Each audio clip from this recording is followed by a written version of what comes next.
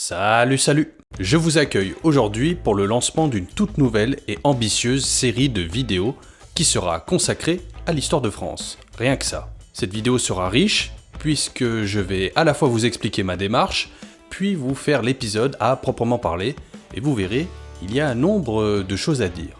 Alors, après vous avoir raconté l'histoire constitutionnelle française, pourquoi est-ce que je me lance dans une telle œuvre ?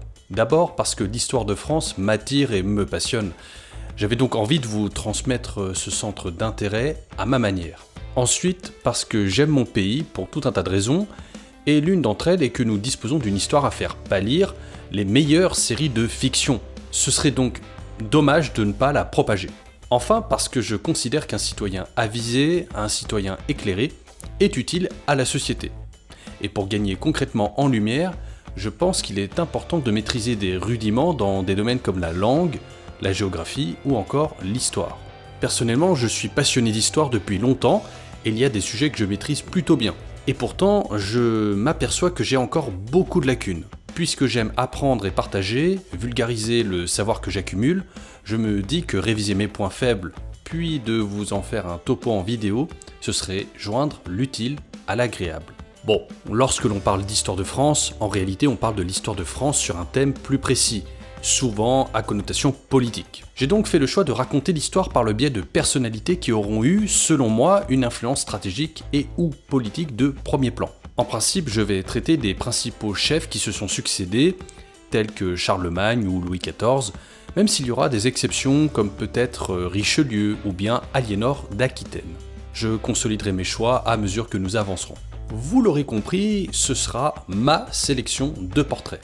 Le principe étant posé, il m'a alors fallu trouver un point de départ pour commencer notre aventure. En remontant le fil de l'histoire, j'ai jugé que démarrer par les Gaulois serait tout à fait approprié, puisqu'il s'agit d'un peuple ancien sur lequel nous avons de nombreuses données archéologiques. Cet épisode sera scindé en deux parties essentielles.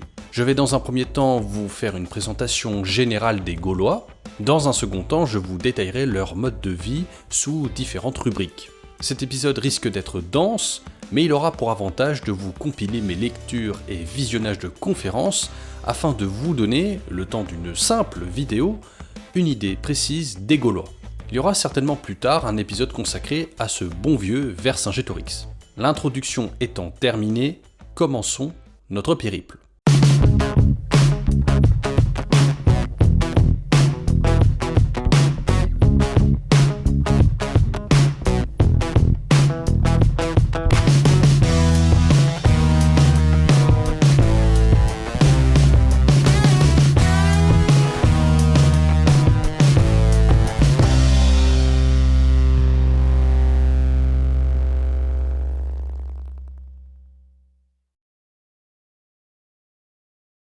Les Gaulois s'apparentent à des groupes celtiques implantés dans nos contrées depuis le début de l'âge du bronze au moins, soit le 3e millénaire avant Jésus-Christ.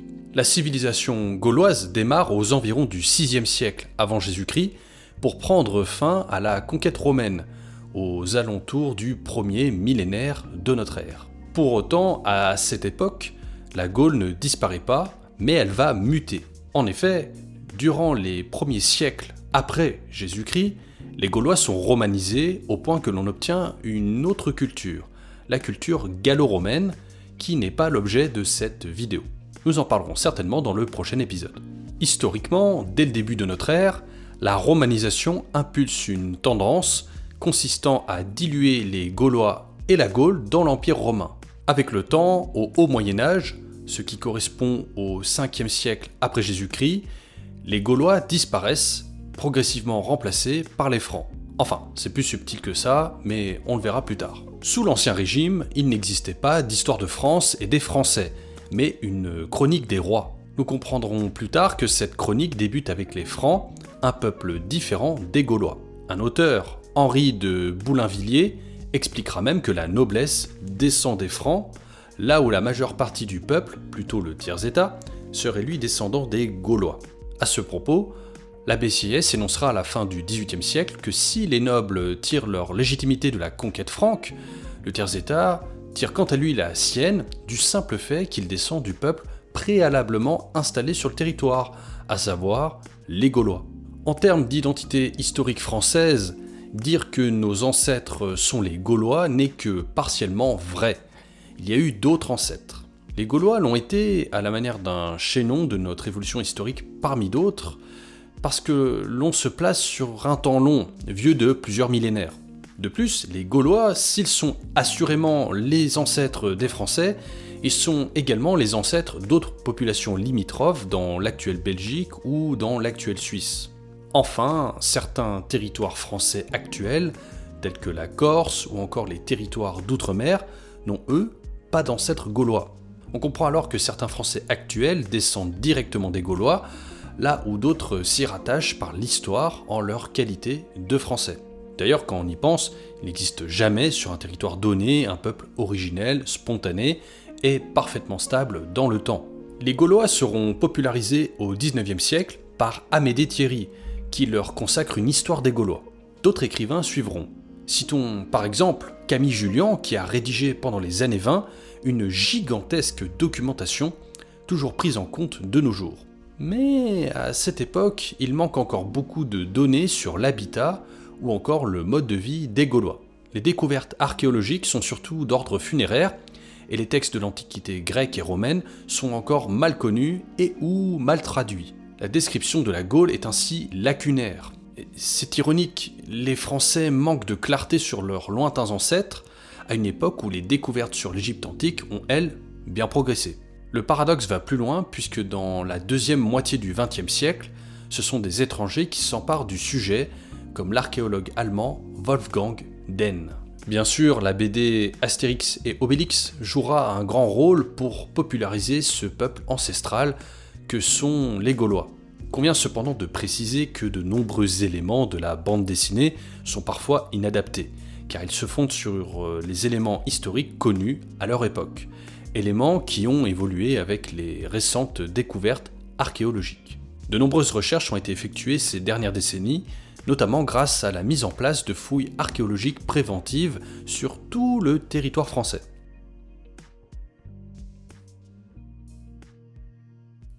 Les Gaulois jouissaient depuis le 7e siècle avant Jésus-Christ au moins d'un territoire immense recouvrant en bonne partie la France actuelle.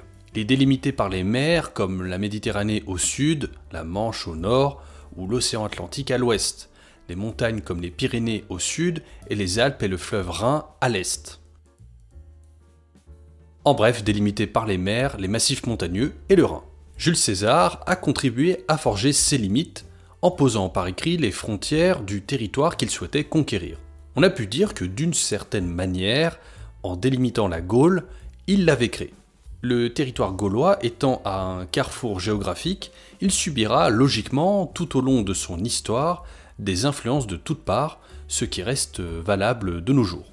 Les Gaulois diffèrent notablement des Germains, peuples nomades occupant les régions cises au nord et à l'est du Rhin, mais aussi des Ligures, peuples montagnards réfugiés sur les versants des Alpes. Dès le VIe siècle avant Jésus-Christ, la population de Gaule se ventile en différents peuples plus ou moins puissants et qui occupent tout le territoire. Bien sûr, il faut garder en tête que s'il y a suffisamment de similitudes entre les diverses populations gauloises pour globalement parler de peuples gaulois, elles ont aussi eu certainement leurs spécificités qui font que tout le monde n'est pas identique non plus.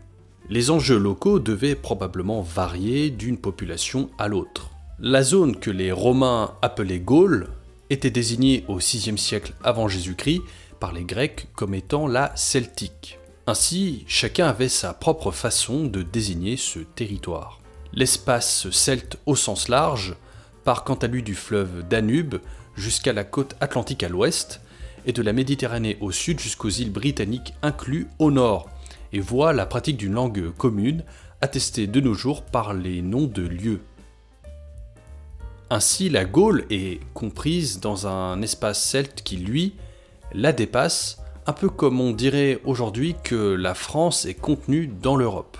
Il arrivait aux Gaulois de quitter leur lieu de vie lorsque la population était trop concentrée pour aller s'implanter ailleurs, tandis que les Grecs et les Romains étaient plutôt familiers des cités-États, plus propices à la concentration.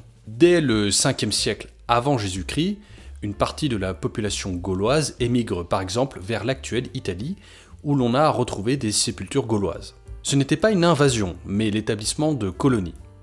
Les migrants qui fondaient ces colonies étaient des populations jeunes. Des Gaulois se sont aussi installés en Turquie, dans une région située autour d'Ankara, région nommée Galassie, d'où le club de football Galatasaray tire son nom. On suppose que ces mouvements de population n'étaient possibles que par la présence d'une population abondante en Gaule. Néanmoins, il est arrivé que certains Gaulois se déplacent dans une optique guerrière. C'est ainsi qu'ils menèrent des actions militaires importantes, comme la prise de Rome aux environs de -390 par Brennus, prise qui s'accompagna d'une demande de rançon. C'est d'ailleurs la seule fois que Rome sera prise dans toute son histoire, et ce jusqu'aux invasions barbares beaucoup plus tardives. C'est donc une belle performance militaire pour les Gaulois, performance qui marqua durablement les Romains, au point que, profondément humiliés, ils se mirent à commémorer chaque année cet événement, comme pour maintenir une vigilance.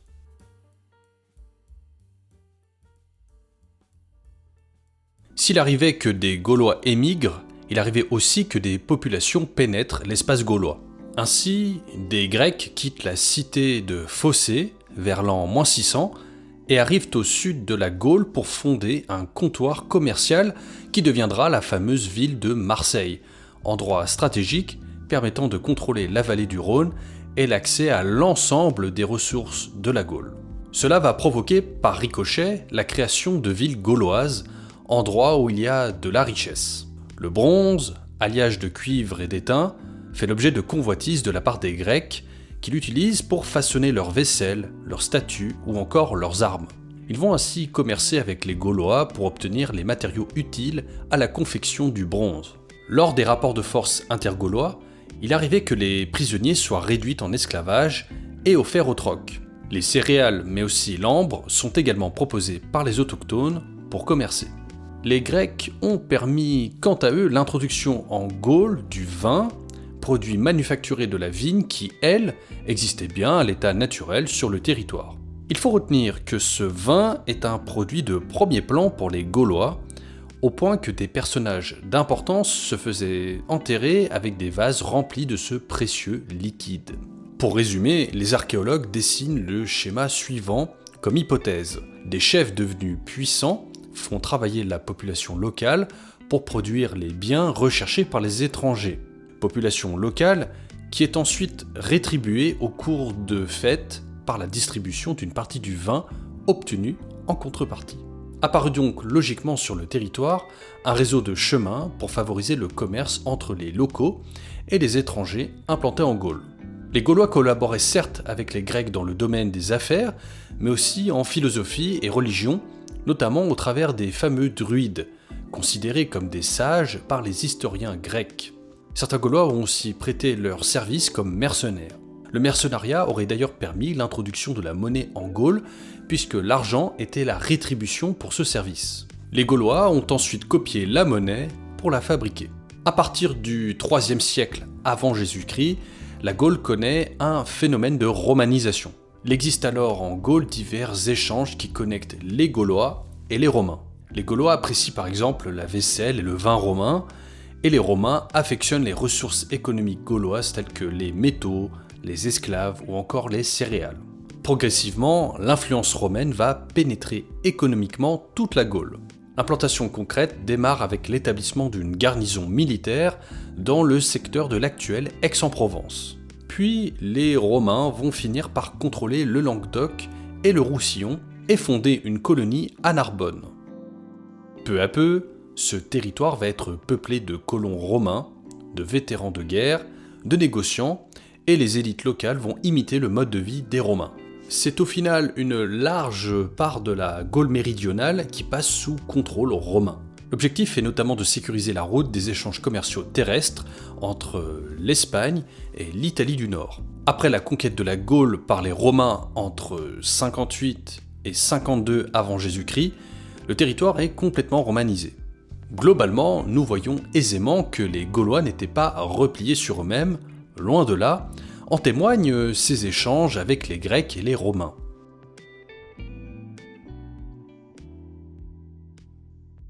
Celtes, Gaulois ou Galates sont des termes qui se confondent au moins à partir du IIe siècle avant Jésus-Christ. Les Grecs nommaient Celtes les habitants de Gaule au sens large. Les Romains les appelaient quant à eux Gaulois. Concernant d'abord l'appellation Gaulois, le mot utilisé en français de Gaulois est lui-même un mot d'origine gauloise. Cela signifie vaillant, fort. Ce terme a été rapporté par les Romains. C'était le nom que se donnaient les tribus, et les Romains l'ont étendu à l'ensemble du territoire de la Gaule. Il faut toutefois garder en tête que certaines populations plus éloignées ont jadis pu elles-mêmes se revendiquer comme étant des vaillantes, des Gaulois. Pour autant, cela ne fait pas nécessairement l'union entre toutes les populations qui se seraient ainsi appelées Gaulois. On retrouve le mot Gallie renvoyant aux Gaulois dès la fin du IVe siècle avant Jésus-Christ dans les fastes capitolins, des inscriptions sur un grand temple à Rome. Les généraux qui avaient vaincu des peuples voyaient leur nom, ainsi que celui du peuple vaincu, gravés sur cet édifice. Concernant ensuite l'appellation celte, elle nous vient du monde grec avec le mot keltoi, celte, et désigne d'abord les commerçants qui traitent avec les Phocéens établis dans l'actuelle Marseille. Cela désignerait donc plutôt les autochtones du sud de la Gaule. Le terme de celte est ensuite étendu au point que celte désigne au sens global une population qui dépasse largement celle résidant au sud, dans la mesure où les Grecs se mirent à commercer avec une zone plus étendue du territoire gaulois. Les Grecs considéraient d'ailleurs les Gaulois comme étant des barbares, car ils n'appartenaient pas à leur civilisation et ne comprenaient pas leur langue. Dans l'ensemble, pour les Grecs et surtout les Romains, il y avait un décalage qui se manifestait aussi par le fait que les Gaulois étaient vus parfois comme des nomades rustiques aux mœurs différentes, à la religion différente, à la peau et aux cheveux plus clairs, etc. Du point de vue grec, les barbares étaient désignés comme suit depuis le territoire en Grèce. Au nord-est, les Scythes, au sud-est, les Indiens, au sud-ouest, les Éthiopiens, autrement dit les Noirs, enfin au nord-ouest, les Celtes. Dès lors, tous les Gaulois sont Celtes, mais certains Celtes ne sont pas Gaulois. Rappelez-vous, nous avons dit plutôt que la Gaule était contenue dans l'espace celte qui la dépasse. En synthèse, les mots de Gaulois et de Celtes finissent par désigner avec le temps une même réalité, nos ancêtres les Gaulois en Gaule. C'est juste l'approche qui diffère dans son origine.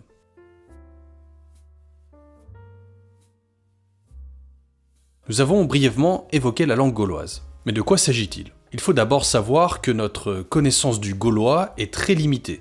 Cette langue est issue de la famille des langues dites indo-européennes. Elle est rattachée au groupe du celtique continental. Il y avait certainement différents dialectes, mais les diverses populations pouvaient se comprendre. Des mots français trouvent leur origine dans la langue gauloise, tels que chemin, chariot ou encore ambassadeur. Plus largement, de nombreux lieux en France portent encore aujourd'hui la trace du gaulois. Le gaulois ne possède pas d'alphabet spécifique. Les Gaulois utilisaient peu l'écriture, et lorsque c'était le cas, elle était peu diffusée et il y en a peu de traces. Les rares traces écrites sont en langue étrangère, grecque ou étrusque notamment. Autrement dit, ils pouvaient employer un alphabet utilisé par les populations méditerranéennes pour exprimer leur gaulois. Cela veut dire que des Gaulois ont appris à écrire en langue étrangère, comme le grec, pour exprimer le gaulois. Un peu comme si j'employais des lettres de l'alphabet cyrillique pour essayer d'expliquer où j'habite par exemple.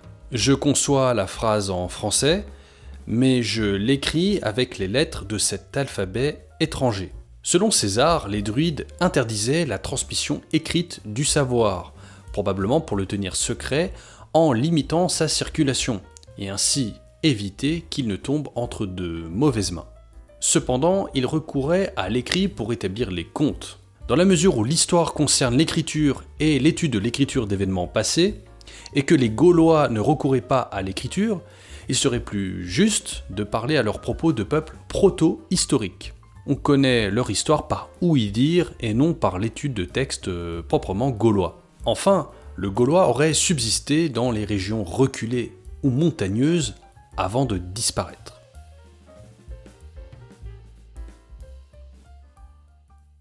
D'abord, une petite précision. Toutes les informations collectées puis partagées dans cette vidéo attestent d'une réalité qui a existé dans l'histoire gauloise. Cependant, elle n'a pas nécessairement eu lieu durant toute cette histoire, qui est quand même très longue. Je mentionne juste des exemples ou des tendances pour vous montrer comment ont pu vivre à un moment donné les Gaulois, sans que cela soit nécessairement absolu. Je présume qu'il y a certains éléments qui, regroupés, ne coïncident pas entre eux en termes de temporalité, sans pour autant qu'ils soient invalides pris isolément. Et bien sûr, l'archéologie peut toujours mettre au jour de nouveaux éléments qui pourraient neutraliser certaines données énoncées. Je referme la parenthèse.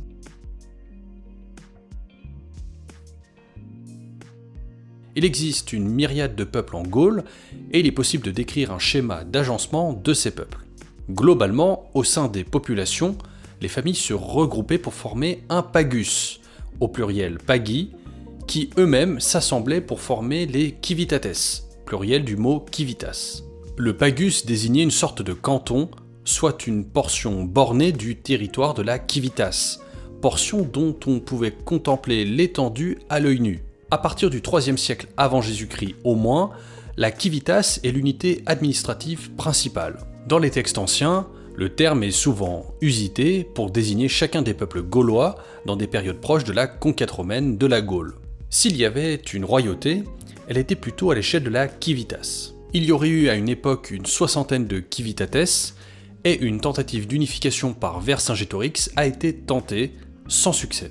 Fait intéressant, le territoire de la civitas approche l'ère de nos départements actuels, au point que les archéologues arrivent presque à calquer la carte des départements et évêchés modernes sur la carte des civitates. Cette subdivision n'est donc pas sans rappeler celle actuellement en vigueur en France, bien que cela ne soit pas strictement identique. Ce qui est remarquable, c'est que les civitates administrent un espace politique qui ne se limite pas au lieu de production de population qu'il occupe, puisqu'ils fédèrent des communautés, les pagis, que nous venons d'évoquer, alors qu'il n'existe pas forcément entre ces pagis des liens familiaux. Sachez par ailleurs que la civitas peut s'articuler autour de ce que l'on appelle un oppidum. C'est souvent la capitale d'un peuple, par exemple Gergovie pour les Arvernes ou Bibracte pour les Éduins. Ces sites peuvent s'étendre sur plusieurs dizaines voire centaines d'hectares et sont fortifiés. Il y a notamment des fossés et des courtines, des murs fortifiés en pierre, en terre ou en bois. Ils abritaient des artisans et accueillaient des cérémonies religieuses et des assemblées politiques. Dans la cité, les maisons gauloises étaient vraisemblablement faites en bois, et pour situer, elles se rapprocheraient des maisons à colombage médiéval. Certaines avaient des étages ou encore des cheminées. En termes de population, des chercheurs ont estimé qu'elle s'élevait de 5 à 20 millions de personnes au 1er siècle avant Jésus-Christ. Et je trouve personnellement que ça fait beaucoup de monde pour l'époque. Quoi qu'il en soit, l'évaluation du nombre d'habitants reste difficile à effectuer.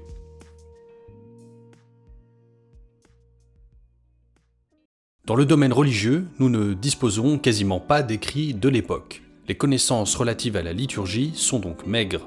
Nous disposons aussi de peu d'écrits grecs ou latins.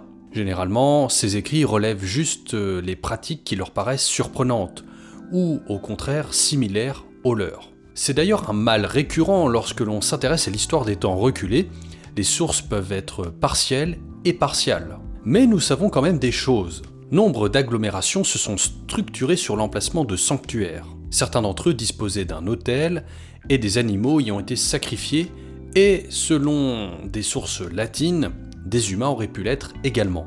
On postule qu'il n'était pas rare que la présence d'un sanctuaire soit antérieure à l'urbanisation du lieu.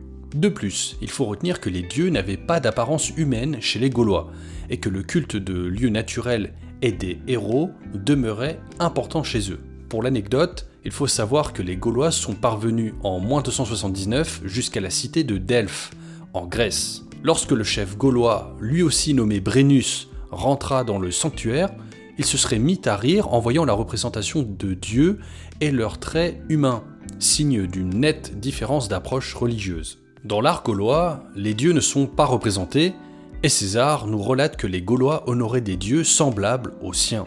D'ailleurs, l'art gaulois est un art qui existe par lui-même, en ce sens qu'il ne recopie pas forcément l'art étranger. Globalement, c'est un art qui ne s'intéresse pas au visible, mais qui préfère représenter tout un bestiaire d'animaux irréels, fantastiques, En somme, des chimères. Le réalisme n'intéresse pas les Gaulois. Ils portent leur intérêt sur l'abstraction que l'on peut tirer de la figure.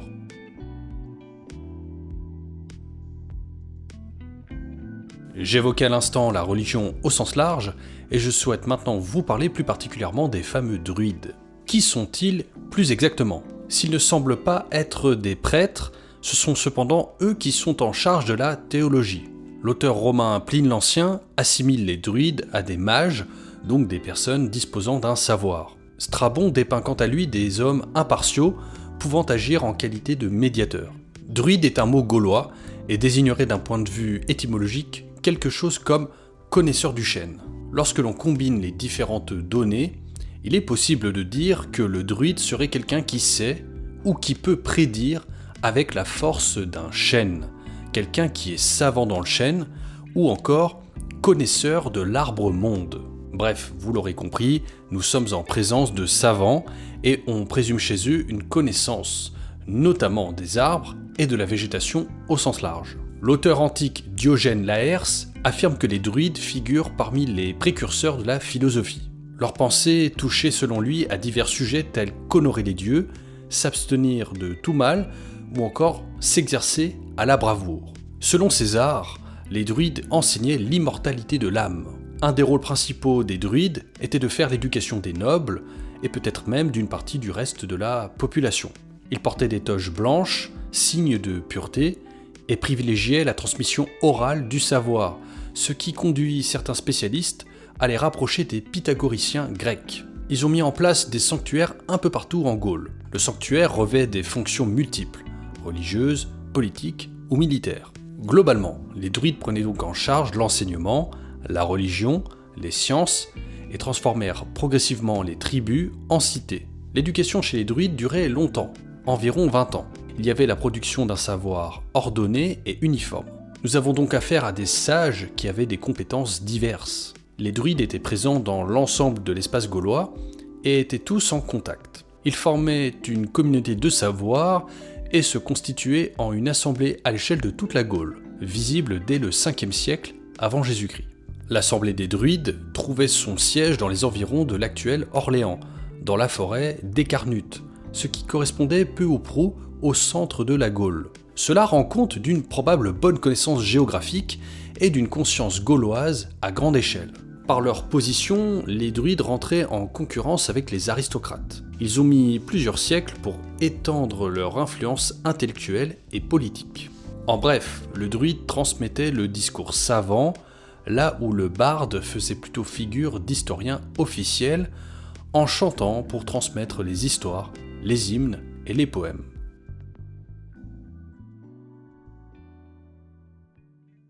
S'agissant de l'organisation politique, César nous relate une tripartition de la société gauloise, ventilée entre les chefs, qui sont bien souvent des chevaliers, les druides, et le reste des personnes qui composent le peuple, la plèbe. Les plébéiens sont souvent les cultivateurs et les artisans. Les Gaulois connaissaient, selon les peuples, la monarchie ou l'oligarchie, c'est-à-dire un système où le pouvoir échoit à un petit nombre d'individus dont une assemblée occupe une place essentielle, comme un sénat. Lorsqu'il n'y avait pas de rix, c'est-à-dire un roi dans une monarchie, il existait un magistrat suprême de la civitas, alors organisé en oligarchie, un magistrat nommé vergobret, élu 1 an par les membres du Sénat. Il existe donc des cités où le pouvoir oligarchique est dans les mains d'aristocrates, de riches propriétaires terriens. Ils ne gardent le pouvoir que peu de temps du fait d'un accroissement de l'activité militaire. Les sénateurs sont ainsi de nobles propriétaires terriens devant participer au combat, d'où un pouvoir pouvant être éphémère en cas de mort sur le champ de bataille. Dans l'ensemble, les cités, qu'elles soient oligarchiques ou monarchiques, ne sont pas isolées les unes des autres. Il aurait existé une assemblée générale, l'assemblée de toute la Gaule. Ce conseil supérieur serait une invention des druides, puisqu'eux-mêmes avaient constitué, on l'a dit, une assemblée nationale annuelle. Cette assemblée se réunissait dans la région d'Orléans, vue comme le cœur de la Gaule. Cet agencement de la société fonctionne particulièrement bien au IIIe et IIe siècle avant Jésus-Christ. Il finira cependant par être durement éprouvé dans les années -120 à -100, à la suite des invasions de peuples venant du nord de l'Allemagne actuelle et du Danemark, les Cimbres et les Teutons, qui furent ensuite difficilement vaincus par les Romains.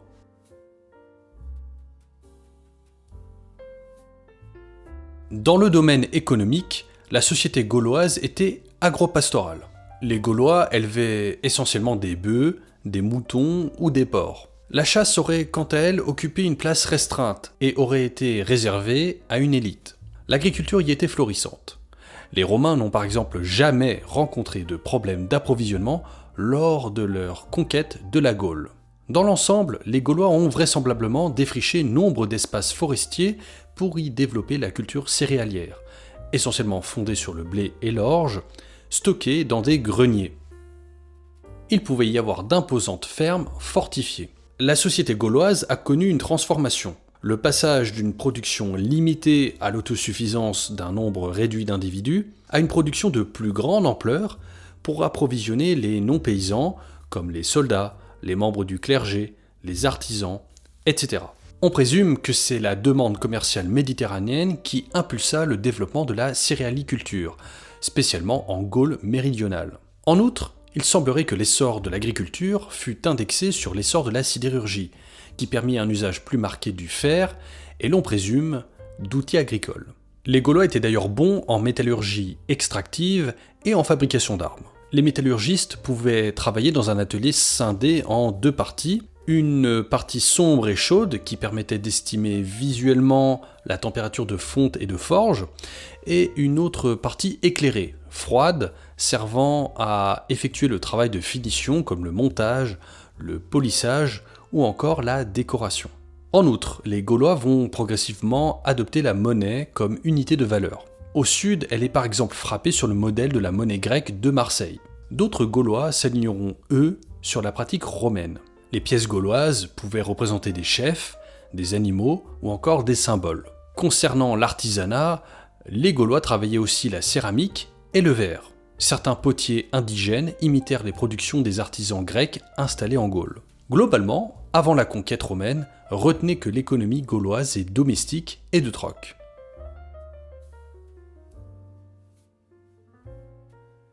On possède peu de données relatives à la place de la femme dans la société gauloise, que l'on présume patriarcale.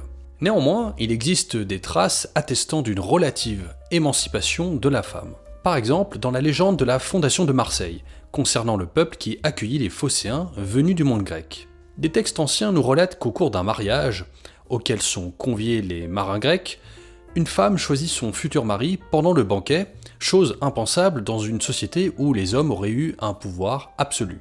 Cela dit, on peut toujours objecter que cette mise en scène a été convenue à l'avance par les hommes du groupe. Autre exemple, on a découvert à Vix, en Côte d'Or, une prestigieuse sépulture datant de -500 environ, appartenant à une femme, laissant supposer que celle-ci revêtait une fonction importante. Enfin, lors de certains épisodes guerriers, des femmes auraient joué un rôle de diplomate ou de médiatrice afin d'apaiser les tensions et trancher le différend. S'il est donc probable que des femmes ont occupé des fonctions importantes dans la population, il est toutefois difficile d'avoir une lecture claire sur leur place dans toute la société gauloise. Voilà, cet épisode touche à sa fin. J'aurais encore pu présenter d'autres éléments, mais je voulais éviter de faire une vidéo beaucoup trop longue. J'espère que vous l'avez apprécié et que vous avez désormais une vision claire de nos ancêtres les Gaulois. La suite au prochain épisode, et d'ici là, prenez soin de vous. À bientôt.